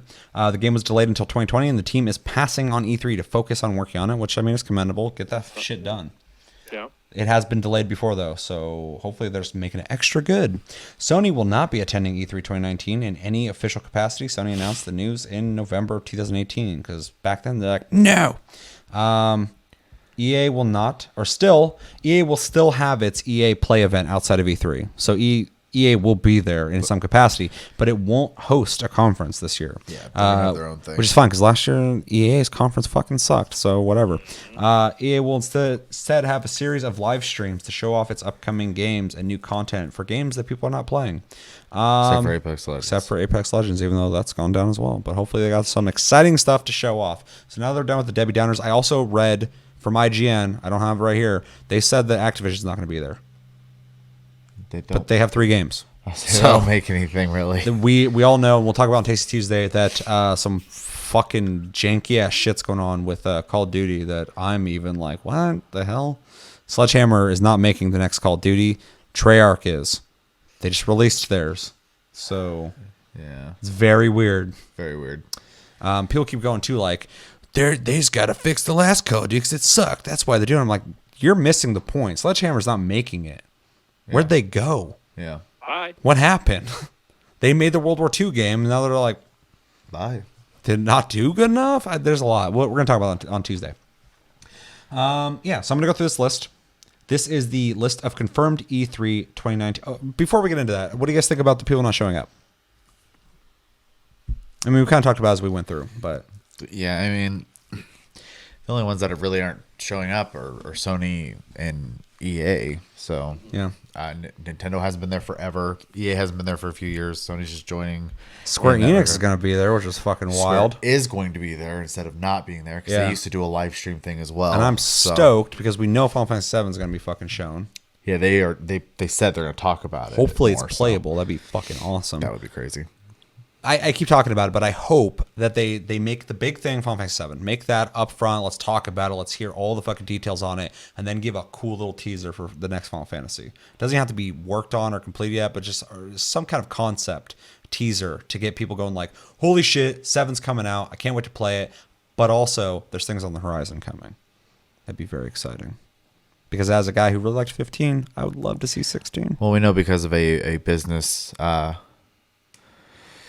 think it was either a shareholder meeting or something like that, that Yoshi P, who's in charge of Final Fantasy 14, his department has been given a new IP to work on. So Yeah, so let's get some info on that. I mean, they're was going to have a saying- presence at E3, so... What did he say? He wants to make a high fantasy game. well, this what time he around? wants versus what he's going to make don't necessarily have to match Sure. up, but he would love to make a pure fantasy game with no sci-fi in it. They're just going to make Final Fantasy 14 double good. It's going to be extra fun. I mean, Even more fun. I'm fine with that. It's a trailer. It's like even more fun than before. It's double the fun. Makes gaming cheaper when I only have to play one. Fucking A, dude. You're living the life. I wish I had just the one game I was playing. Bethesda, I don't know what the fuck they're even doing or talking about. Get the hell out of here. I don't have Fuck anything no. positive to say there, so I'm just going to shut up. Activision, they got some shit to figure out, especially with Blizzard and fucking their games apparently. Like, ooh, good luck, Activision. Shit sounds like it's getting spicy for you. And the other one, Sony, I'm bummed they're not going to be there, but they're doing their own thing. And they did not say they're done with E3. They said this year they're trying now something different. They're saving a lot of money. That's what they're fucking doing. I feel like they're going to be there when PS5's getting announced. It'd be really kind of, they could show it in a video, but that kind of thing, you got to have some kind of big celebration. We're going to see how Xbox does, though, because I'm kind of excited to see what the hell they do on their own, because they got the fucking floor. Yeah, who else? Fucking, I don't know. Ubisoft will be there. They're always there. Yes. All right, so, we going to say something, Chris? I said we. No. No. List of confirmed. Anytime I do that too hard, I get lightheaded. I don't know how you French people do it. List of confirmed E3 2019 games according to IGN. Games recently added to this list are highlighted in green. So a PC game called Aground, I don't know what that is, will be there. Anthem will be there, and that's on everything. You guys already know this. Apex Legends will for sure be there. Battlefield 5 will for sure be there. It's funny how EA's like, we're not going to be there, but we can have a tent outside. You can fan some stuff out there. And Play our then all their games. games are there. It's like, you guys just show up to advertise? You're not going to spend any money? Oh, yeah. Assholes. Bee Simulator, which is on Nintendo Switch, PC, Xbox One, and PS4, will be there for sure. Game of the year. Desert Online, the game that keeps on chugging, even though I don't know anybody's playing it really. I would love to get into it, but I can't. Will be there. Borderlands 3 will be there, which is awesome to hear because I feel like that's going to be playable. Definitely. Yeah. Everyone's playing already. Cyberpunk 2077 will be there. Very exciting. That's my most hyped game of E3. Unless something else pops up and I'm like, oh my God. Don't Even Think, which is very hard for me. It's easy for me. Yeah, we're opposite on that. I'm going to try to get me to not to think. I'm thinking about everything. Believe me. We'll be there. And it will be there for PS4 and PC. Doom Eternal will be there, which is awesome to hear. Fucking id is going to be there. Can't wait to see what they do. For interesting enough, PS4, PC, Xbox One, Stadia. So Stadia is going to be there then, if they're going to be talking about that. That'd be kind of interesting to see some kind of presentation from Google, even though the reaction to Stadia has been negative as fuck, and I understand it. Switch as well. Dying Light 2, very cool to hear, will be there. Yeah. I love the first Dying Light. Very underrated, but everyone I know who's played it has loved it. Farmer's Dynasty. Yeah, that's the Dynasty Warriors game where you play as a farmer and you fight weeds. Is that real? No. No, it's not real. I was like, I want to play that. You guys are You both have a like, hoe and yeah. a shovel. What is? Do you guys know what it is? No. I'm assuming it's just a farming sim. Is it April 1st? The fuck was that? You guys threw me for a loop. Anyway, that fucking game's coming out on everything and it will be at E3, so we're gonna find out. Yeah. The game everybody's excited for, FIFA 20, is going to be at E3 as well. The Fisherman Fishing Planet will be at E3 2019, and I'm gonna try and get my hands on it. Halo Infinite. Just got added to the list, too. It just got added and will be at E3. That's actually huge. Yeah. news. So that's interesting. Chris Chris fucking really quiet about that, so. Madden NFL 20 will be at E3. Surprise. Monster Hunter World Iceborne will be at E3, which is very cool to hear. Yeah. 'Cause, I mean, that's going to be releasing after. So I'll say that team once they announce something, they advertise like nonstop been though. So, crazy. yeah. We still need. We're back late in. on it. We're late on it. We need to watch that fucking hour-long video. Jeremy is so disappointed in us for not watching it, and I'm disappointed in me as well. Overpass, whatever the fuck that is, will be at E3. Paranoia, Happiness, and is mandatory. Will be at E3. Relic Hunters, and the Rift Breaker, and Scavengers will all be at E3. Skatebird, which is highly anticipated on PC, will be at E3. The Sims 4, The Sinking City, which looks interesting. Starstruck, Star Wars Jedi Fallen Order, very cool to hear that will be at E3. Yes. And I'm feeling like we're gonna see gameplay, which will be I hope so. very cool. Stranger Things 3, the game, will be there. Super Mario Maker. Does that not say marker? Yeah, it's a typo. It says marker. Okay. Yeah. I read that. I was like, that's dumb. And I was like, why would I say that? Because it says that. We'll be there, which is actually really exciting because I never played the first one, but I wanted to. So maybe I can hop into this one. Trails of Cold Steel 3. This is the third one of those, apparently. Will be at E3 as well. Wasteland 3, which is pretty cool to hear. I didn't even know they're making that. Wavebreak, Werewolf, The Apocalypse, Earthblood. Great title for a game. Very excited for that, wherever the hell that is. WRC 8. It's a rally game. The 8th one Yeah. will be there. And Yokai Kitchen will be there. It's a mobile game. Yeah. Also worth mentioning at the bottom of this says Romero Games and Paradox Interactive are working on a strategy game with the new IP that will be shown at E3 in some capacity. The game's title has not been announced. Is that John Romero from Daikatana fame? I have no idea. That'd be very weird. It's been years since he disappointed everybody, so he can finally show his face. His face. You're not gonna go on rumored, or are we doing that next? We'll talk about this Okay. first. So, out of the confirmed games, what are we excited for? What are we, whatever about? And is this a decent list to be hyped about? I feel like this is gonna be easy for all of us. Cyberpunk, Yeah. Borderlands 3, Yep. Monster Hunter, Doom Eternal and Dying Light 2. No. Doom Me. Eternal. I like I'm curious about the Star Wars game, but I really just am kind of just like, we'll see. And that's why we'll see it here. Yeah.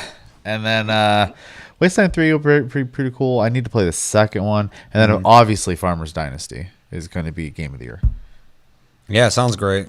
Fucking Lou Boo getting your pigtails stuck in the fence while the cows are biting you in the ass. While your boys kill you in your sleep because you're an awful general. You gotta arrest Dong Zhuo for cow tipping in the middle of the night. Yeah, he keeps sneaking in your farm at night, just knocking shit over. Like, you goddamn fucking cow tipper. He's like, see ya. During the day, walk by and goes to give you a high five, and you go to give it to him. He fucking pulls back. He's like, psych. He's like, see you later, Gramps. He's a real proper douche. Then ride off on a skateboard on a dirt road.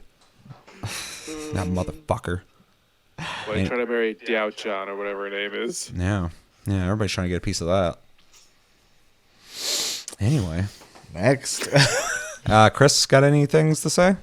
Pretty much the same thing that Chevy said, except for the only thing I'd like to add is I'm excited about Super Mario Maker 2. Only because there's more stuff for me to watch on YouTube. I watch a shit ton of that game. Damn. Huh. I mean, that's it interesting. does lend itself to that. Yeah. Yeah. I always really love that you have to be able to beat your own level before you can release it. That's such a smart thing to do because Death Stars. you need to fucking prove that it's playable first off, but also like if you're one of those assholes like I'm gonna make a real hard level no one can beat, and then you can't beat it, well, you ain't releasing it. Yeah. Bitch, get better, get good. Get good.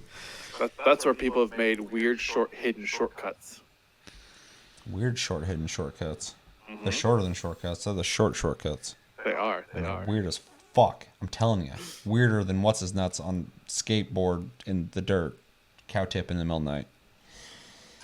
All right, I'm going to run through this real fast. There's some games on here that I'm kind of surprised that are I mean, I'm not surprised they're confirmed, but also like like Black Desert Online. I'm hoping they have whatever they're showing off is cool. But Borderlands 3, I'm really excited about. Cyberpunk, I'm really excited about. Doom Eternal, I'm very excited about. Dying Light 2, I'm very excited about. Farmers Dynasty is now something I need to find out. I'm gonna be Detective Pikachu myself, figuring out what the fuck that game is. And when I see it, I'm like, this is not even nearly as cool as what we made up. I'm gonna sell you an idea, and you're gonna take it, and you're gonna make a lot of money. We're gonna make a lot of money. New Halo, dude. I gotta know what it is, whether it's good or bad. Halo's legendary, regardless of where it's gone. As a series now, new one.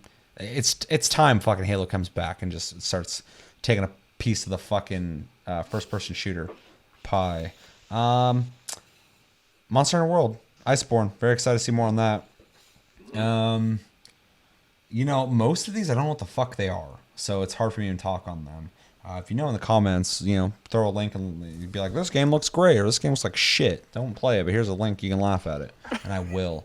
Star Wars Jedi Fallen Order, I'm hoping we see gameplay. That's going to be crucial for me. If I see another teaser thing that's just the pre-rendered shit, I'm not going to get excited for that. But, I'm stoked that we're finally at a point where we're finally seeing what EA's doing with the fucking Star Wars brand that they've had access to for a long time. And whatever Romero Games is cooking up, if that is John Romero, getting ready to disappoint us all, the whole world again, I'm very curious on what that is. One more time. Exactly. And yeah, let us know in the comments. What do you think about the confirmed games? And is there other confirmed games or publishers that we should know about? The other part of this list is games that are rumored. It says the following games are suspected to make an appearance at E3 2019. Most games are likely to appear because they were at a previous E3 or were announced recently. Others are rumored but unannounced games. See citations. I'm not going to see your citations, motherfucker. Don't tell me what to do. Fuck your citations. Fuck your fucking citations. Like I said, this list is already cool. Is that? I haven't read it yet. Okay, so let's. I see one I'm really excited about already. Okay, so this is a way better list. So After Party is rumored. I'm not going to say that every time. I'm just going to go through it. So Ancestors, the Humankind Odyssey, which I think it makes complete sense because they've slowly been showing more and more of that. Yeah. Animal Crossing 2019. If we get a strong Nintendo presence, on the show floor, I don't think they're gonna have a conference, but if they got games there and they got some new ones, that'd be fucking exciting. The Avengers Project. We got Beyond Good and Evil 2, which I'm hoping will be there. And I'm hoping it's playable. This is a way better list. Control might be there, which would be fucking awesome because I love Remedy and everything they do. Everything they do, I love it. Darkborn, Elder Scrolls, Blades. Very, very excited for that mobile game. Final Fantasy VII Remake. I was like, V1. You really don't like Roman numerals. 7. Yeah, I don't. I see it. I'm like, Final Fantasy 7 Remake, which, yes, fucking please. And it makes complete sense that it would be there. Fire Emblem, Three Houses, which would be sick. Sick to see. Fortnite. Very excited for that. I can't wait. Gears 5, which would make sense. I mean, they've released most of their games that they've been talking about for Xbox. So Crackdown was the last one they're building up to. It released, then everybody forgot it released. So it's Gears' turn. That's going to be coming out soonish. So last year anyways. They're going to definitely show it. Yeah, I would not be surprised. Gears Pop, which I forgot about. They showed off at E3 last year. Yeah, it was adorable in a weird way. Gears Tactics. Which would be also interesting. I like tactical games, so I don't really care. Is that a Gears game? Like Gears of War? I'm assuming so, but that's weird. It's only on PC. Yeah. Ori and the Will of the Wisps. The Wisps. I know someone buying that game. Yeah. I mean, I might. I've been playing the copy that Keith bought me, and it's really fucking neat. So I would definitely suggest people try it out. I'd bet it's going to be there. Outer Wilds, which would make sense. The Outer Worlds, which would make sense as well. 100% sense. Yeah. Ghost Recon Breakpoint, I guarantee it'll be there. Ubisoft is like really good about when they announce games, it's coming out tomorrow.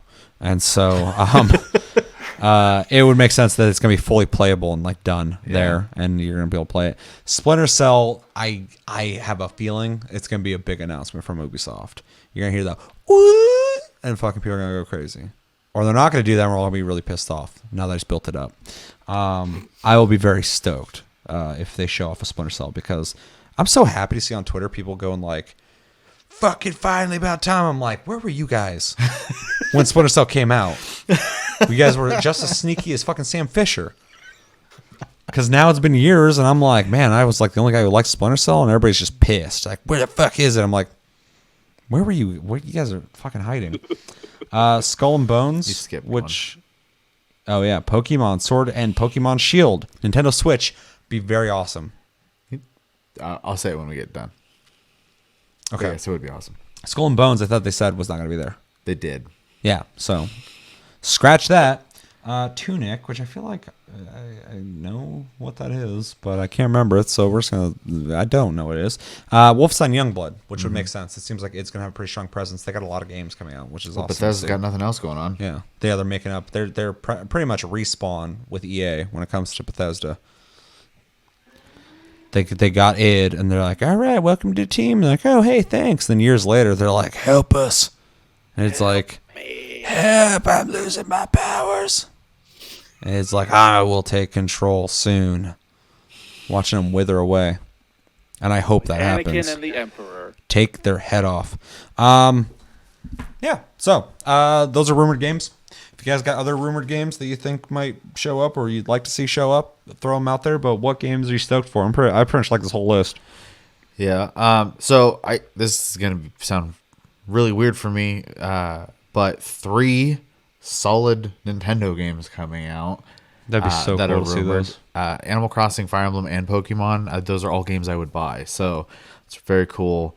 I am excited to see what this Avengers project's going to be. I'd love to see what Crystal Dynamics can do outside of Tomb Raider. Yeah. Beyond Good and Evil 2, I definitely want to see yes. some more on that. Control is another one that's going to be really interesting to see more of. Dude, the last trailer for it was so fucking cool. You know, we're going to see Final Fantasy VII, and that is going to be the one of 2 like super titles there other than Cyberpunk for me. I hope we get like a playthrough presentation of like a really cool scene that we all remember from the original, seeing it how it looks now. That gets everybody so fucking pumped. I want details. That's what I really want. Yeah. Like, what are you actually trying to sell us? Episodic, Chevy. Yeah, but I That's want the detail. I want to know what We're gonna milk that you. entails. You know what I mean? I want to know price point, possible release date. We're at that point now. Like, start feeding us some information. I bet it comes out next year. That'd be cool. Outer PS5 World. launch title. For what? PS5. That means Sony'd have to announce PS5. Yeah, and not a weird. This is the specs of the console that we're not willing to talk about. Yeah. Way. Outer Worlds is something I am interested in, but the last presentation we watched was done so poorly. I really would like a more professional view of that game. I agree wholeheartedly, but going back real fast, what if like just one day they're like, this is the PS5 and it's out tomorrow, and guess what? Final Fantasy VII is a launch title with it. You know how many sales they'd get? It'd be You know how many anarchy. people I would stab at See? work? Anarchy. Just show up to work in plate mail with a sword. Where is it? There's just other Crusaders there like, he's here for the PS5. And people are like, what the fuck's I happening? like how there's one. He's here for the one PS5. They like the they Holy found out the day Grail. before too. They're like, we're selling PS5s. They're like, okay, send us some. We only got one. Everybody else got theirs. They all got one apiece. Yeah, that's all we had. What is this, like the days of the PlayStation 3? Yeah. Or the 64. Yeah. Those were bleak days. That was like post-apocalyptic shit. Much blood shall be shed on this day. Pretty much. A red sun rises. Blue Sun, dude. PS4, PS5. You're saying stuff. Yeah, so Outer Worlds, I want to see a more like I want a better, yeah. breakdown of I that need a game. second look on it. That was to like hang out with your buddy who's just trying to show you the cool tricks, but not actually like really giving you a good rundown of the game. Yeah, they need someone who can present a game better. I kind of Yeah. admire that there's like human beings playing a game, No, but at it's- the same time, like It's not good for selling a product though. you gotta have like a person who gets how to get people pumped for shit. Yeah. And like they didn't have one of them up there. But there's a lot of neat ideas in there. And Yeah, I- for and I- sure, And for I want to sure. see. And they're making a game that people who love Bethesda games are gonna want. because Bethesda's not making them. Imagine that. Ghost Recon, I actually was completely off my radar until I saw the trailer, and I was like, "Oh, that actually looks kind of interesting." So, Bro, you fucking how you gonna get some ghosts on your radar? Did you just They bro go under bro? it. They go under it. Yeah, I call them bro every once in a while. It's weird. I didn't weird. catch it. It's weird. That word's white noise to me these days. Yeah, me too. Splinter kinda fell Cell, out I of me. don't have an affinity for, but it would be exciting for them to announce it. Bring back more stealth aspects. I know you guys wanted to make a little more actiony or whatever, and that was really cool. Keep that in it, but I miss fucking being able to do the splits in a fucking hallway while people walk under. You can drop down on them. Add more shit like that. Get crazy with it. People do more Teabagging weird to stuff. the extreme. Yes, and when I played Conan Exiles, being able to climb up on the roof and just be up there, I was like, add this to Splinter Cell. Conan team, tell them. This is a great idea. Now I'm Spider-Man. Yeah. Oh, I need a fucking new Splinter Cell. I need a stealth game, man. And then, the last one that I need to mention is Wolfenstein Youngblood is interesting looking as well. So it'll be cool to see that there. But at the id conference, that will be mistakenly named Bethesda. So Yeah. This is true. All right, I'm going to go through real quick. Yep. We talked a lot about this short list, but they're all bangers, baby. These are bangers. I want to see more of Ancestors, and if I can play it, that'd be really cool. Because I need an opinion on that game. Because the first thing they showed on it, which was a long time ago, I was like, it's a cool premise. Second time they showed, I was like, oh no. And then the third thing I watched, I'm like, that's better, and it's still an interesting premise. So I don't know. They got balls for trying something way the fuck off of the radar of what anybody would be expecting from them. Animal Crossing, I don't have an affinity for, but I'd love to see a new one. And I love my Switch, man. It's my second favorite console. I play it, not right now. I'm playing my PS4 quite a bit and my PC, but like last week I was playing like my PC and my Switch primarily. I wasn't touching my PS4. So more Switch games, man. Just fucking keep piling them on me, man. I'm ready. Avengers Project, yeah, I'm really curious to see what they do with that as well. Beyond Good and Evil 2 is like my sleeper much typed game. Like Cyberpunk is my like holy shit I'm freaking out game. Beyond Good and Evil 2, I don't barely played the first one, but just from what I've seen of that game, For sure. and the passions going into it, holy shit I'm fucking stoked for it. And they said it's multiplayer. Like I hope that's for some reason I feel like they're gonna take that away. They said it, but I feel like they're gonna release it and go, Whoops. where's the multiplayer you mentioned? They're like, what multiplayer? Like, What are you talking about? You Shut said up, there just was play gonna the game. be, and they're like, no. No, shut up and play the game. You're thinking of No Man's Sky. They're the bad guys. I'm like, you're right. And I walk off my pitchfork. Don't bring them back in. They've Redeemed themselves. They've done a great job. He lied, but he made up for it. Control. Very excited for that. I feel like that's definitely going to be playable. They're at the point now where they're ready to release that, and it looks awesome. Darkborn. I want to know what that is. Final Fantasy VII Remake. I'm so excited for that. So fucking excited for it. And like you were saying, I want an awesome presentation, but like you were saying, I want more info on it. I want them to tell us like what they're doing to make it awesome. Yeah. Fire Emblem, I can't wait to see, and if it's there, that'd be great. Fucking Fortnite's gonna have it. I just want to see their spectacle. They're gonna spend some money. They got it to spend. I don't care about the game.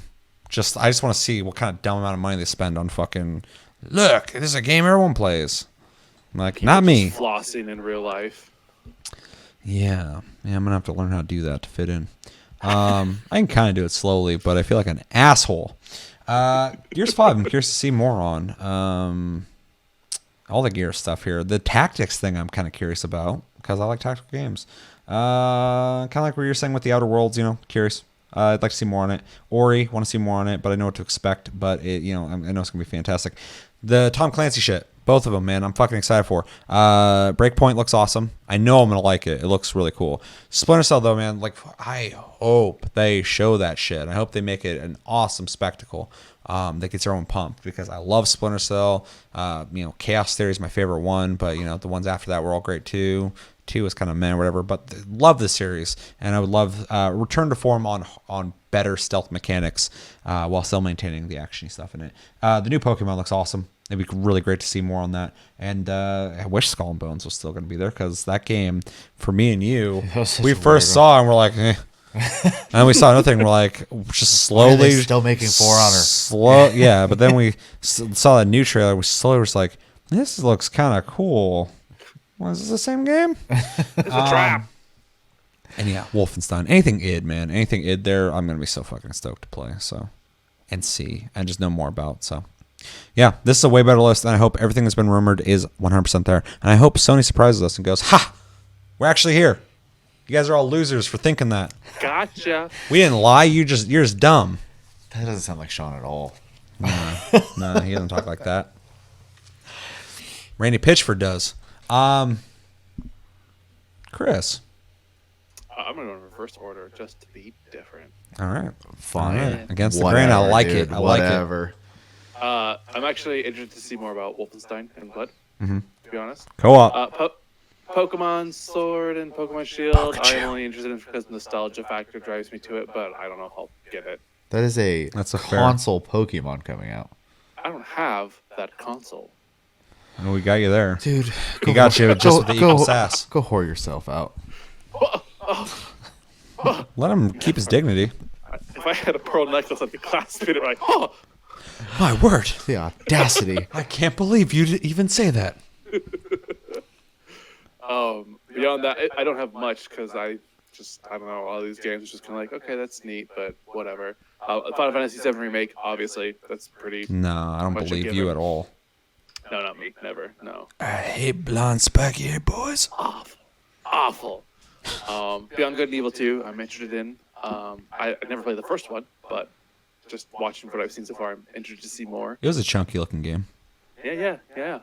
Animal Crossing is always fun, but I get bored of it really easy. But it's fun to see what they're going to do with it. It's like that little weasel guy who's shifty.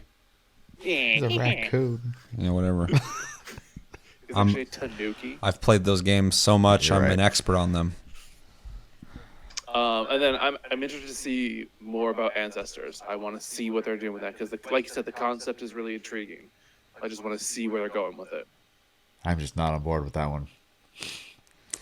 Someone making a game about evolution that has to do with like the story of like the essentially the missing link. I mean, it's just such a, even if the game's bad, man, I'm still interested in that process of someone who thought that idea up and wants to bring that to a game. You don't really see people taking risks like that to create what they want to create. They normally will do what is going to sell. Sure. And this guy's background, he worked on the original Assassin's Creed. So, I mean, like, he could have made fucking anything. So, that curiosity and that respect for him to make whatever the fuck he wants to make is awesome. I hope it's cool. Yeah. Even if the game's good, though, I don't see a huge demographic of people playing it just because the subject matter is like, how are you going to sell that? It's about evolution. And people are like, okay. Or they'll be like, I don't believe in that. Or they're going to I go, don't believe in evolution. that's not a real thing. You can't show me that happen in real life. Yes, I can. It's true. But yeah, it's it's ambitious, man. I respect that. So I just hope it's good.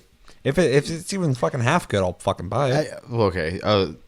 Obviously hope it's good as well. Yeah. I'm not trying to imply you didn't. Yeah, I just like I really like need to see like some really awesome gameplay to even be interested in the game is all, because it looks boring to me at the way it Enter sits. the Konami But- code. He pulls out a Buster Sword. That could Yeah. just be bad advertising too. And then there's a boss so you So. play with other friends, and there's mechanics. You have to go hit switches and turn on things and get some DPS in there while someone tanks it. But it's monkeys. I would play the fuck out of that. I just want to play a monkey MMO. I love monkeys. Planet of the Apes Online. I'd try it. I'd be more interested in just monkeys. Planet of the Apes, they're a little too smart. I don't like it. I don't like things that are a little too smart. Either be smart or not. Don't be a little too much than you should be. Anything else? No, No? not really. Nah, fuck all those games. Fuck everything else. I hate E3. I hope they all burn. I hope all those games burn. Before they get printed, I hope they're destroyed by corruption. That'd be I don't know why we're here talking about video games with you then. Burn all the games. I hate them. It's ruining the world. Let us know in the comments, what do you think about these rumored games? Which ones do you think are going to be there, not going to be there? Which ones are you excited for? Which games that were not on these lists would you like to see there? Or have you heard whispers in the wind that might be there as well? And yeah, overall, what are you expecting to see from E3 and what do you want to see? And what do you think they're going to do with Final Fantasy 7? Do you think we're going to get to see gameplay? Do you think we're just going to see like another trailer? Do you think we're going to get a cool little sit down where someone explains how much gel it takes to make Cloud's hair that perfect? All natural, baby. I'm trying to figure out what maybe. they're doing with their hour-and-a-half time slot when I only saw 2 of their games on that whole list. Final Fantasy Tactics 2. Well, I know they're going to do Stormblood probably, or Shadowbringers, I mean. They're gonna show that. They're gonna show the next expansion with even more shit. Then they're gonna show Final Fantasy Tactics 2. Then they're gonna show Final Fantasy 7 remake, and then they're gonna tease Final Fantasy 10 remake, and then they're gonna do it, and then full remake, beautiful looking. Then Final Fantasy 16. Then Front Mission, a tactical game. What other games? Parasite Eve. They're gonna make a good one of those. Honestly, I can't even contribute to this madness. Have you ever played a Square game? Yes. Oh No, God, never. they don't own that. Legend of Dragoon. Who made that? Sony. Sony's gonna come out and be like, "Hey, we sold that to them," and they're gonna make that because everybody loved that back in the day. And they're just gonna, yes, New Legend of Mana. they're gonna make a new one of those, and they're just gonna fucking destroy E3. It's the last E3 just ever. gonna explode. Because after that, people are like, we can't do this ever again. No one's ever gonna be able to do that. What they just did. This is over. And Sony's gonna be like, I'm glad we got the fuck out of there when we did. We almost got our whole company destroyed. Again. Yes. We've been through those struggles before. We're not doing it again. We've learned a lot. That's why we just make good consoles now with great exclusives. All right, I think that's about everything.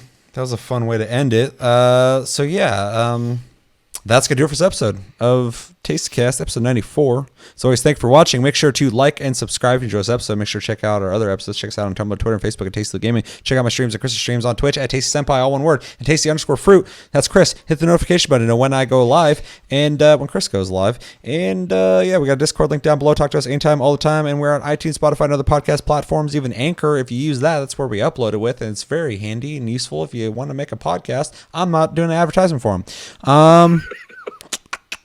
Anything else?